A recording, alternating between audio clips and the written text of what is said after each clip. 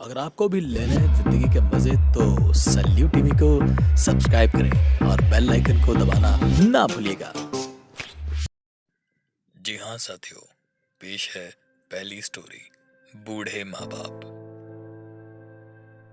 रात के 1:30 या पौने 2 के आसपास का वक्त मैं अपने आराम घर में बैठा था, कुछ भोली बिसरी यादों को याद कर रहा था। बिट्टू की माँ जब इस घर में आई थी ना, कसम से ऐसे लग रहा था कि दुनिया की सारी खुशियां मेरे घर में आ गई। और जब बिट्टू का जन्म हुआ, मैंने पूरे के पूरे मोहल्ले में ऐसे ढोल ढमक्के बजवाए ना कि पड़ोसियों तक को उस चीज का खुमार आ गया। बिट्टू था भी तो बहुत प्यारा, गोलू मोलू सा। उसकी परवरिश में मैं दिन देखा ना रात, सुबह शाम बस उसी को संभालते रहता। बिट्टू की माँ ने ना कभी भी किसी चीज की कमी नहीं होने दी थी। हाँ, हम लोग मिडिल क्लास फैमिली से बिलोंग तो करते थे, मगर इस चीज का एहसास हम लोगों ने कभी भी बिट्टू को होने नहीं दिया। बिट्टू स्पोर्ट्स में अव्वल आता तो उसकी माँ उसे दुलारती, प्यार देती, मैं भी खुश होता।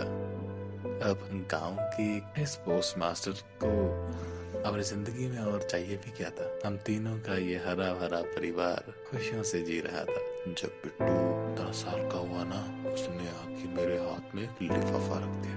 मैंने पूछा, भाई क्या है ये? तो वो मुस्कुरा कर बोला, पापा मुझे बाहर पढ़ने के लिए स्कॉलरशिप मिल गई। ये सुनते ही मेरी आंखों में खुशी की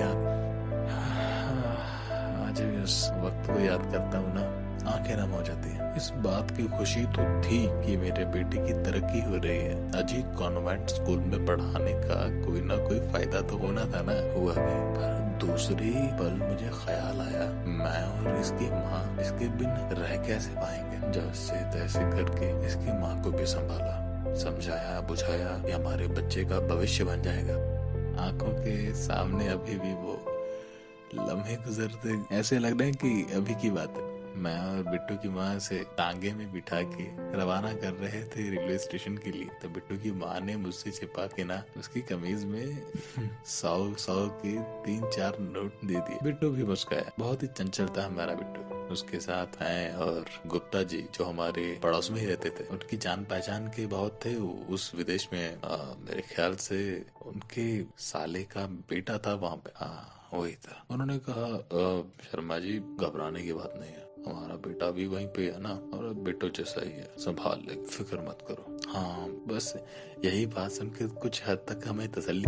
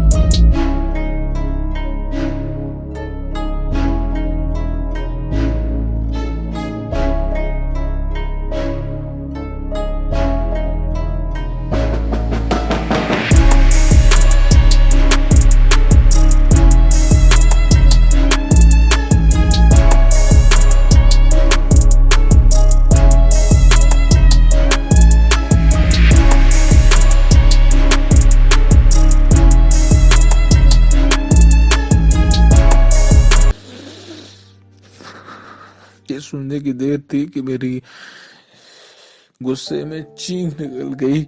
मैंने कहा, दूर हो जा कमबख्त, मेरी आंखों से दूर हो जा।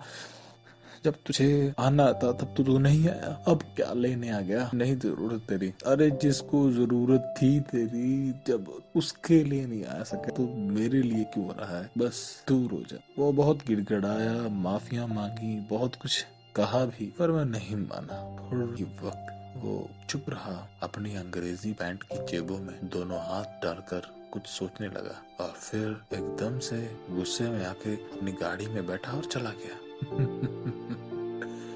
आज बिट्टू को गए को पूरे 10 साल हो चुके हैं। ना कोई खत, ना कोई संवाद, अब कोई ताल्लुक नहीं रहा और मैंने अब इस छोटे से घर को अपने जैसे वृद्ध आश्रम में तब्दील कर दिया। अब मेरे जैसे बूढ़े लोग यहाँ पर आके हंसते हैं, खेलते हैं और न जाने कितने बिट्टुओं की तलाश में मुझसे चिट्ठियां लिखवाते थे। तो दोस्तों, आपको कैसी लगी ये स्टोरी कमेंट सेक्शन में बताना मत भूलिएगा। अरे भाई, जाते जाते सब्सक्राइब का बटन भी दबाते जाना।